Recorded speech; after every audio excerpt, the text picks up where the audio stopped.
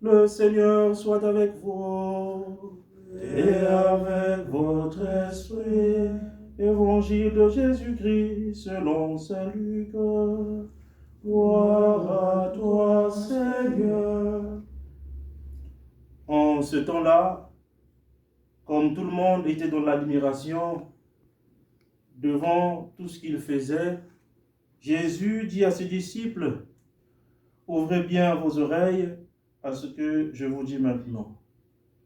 Le Fils de l'homme va être livré aux mains des hommes. » Mais les disciples ne comprenaient pas cette parole et leur était voilée, si bien qu'ils n'en percevaient pas le sens et ils avaient peur de l'interroger sur cette parole.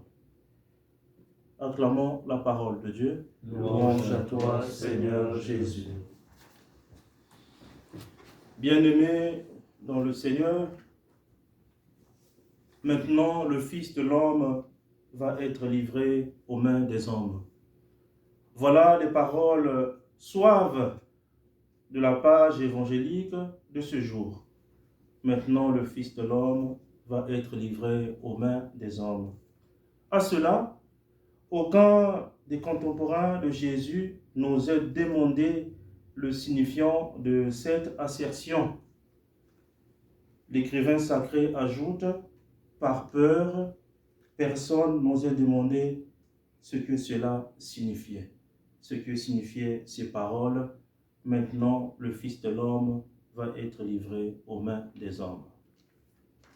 À première vue, nous pouvons condamner ou juger les disciples, ceux qui suivaient Jésus.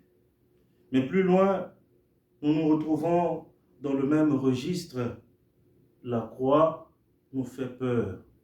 La croix nous procure la peur. Par conséquent, une lecture exhaustive des évangiles nous montre bien que dans sa pédagogie divine, Jésus a non seulement préparé ses apôtres au port de sa croix, de sa propre croix, mais également à pouvoir porter leur croix.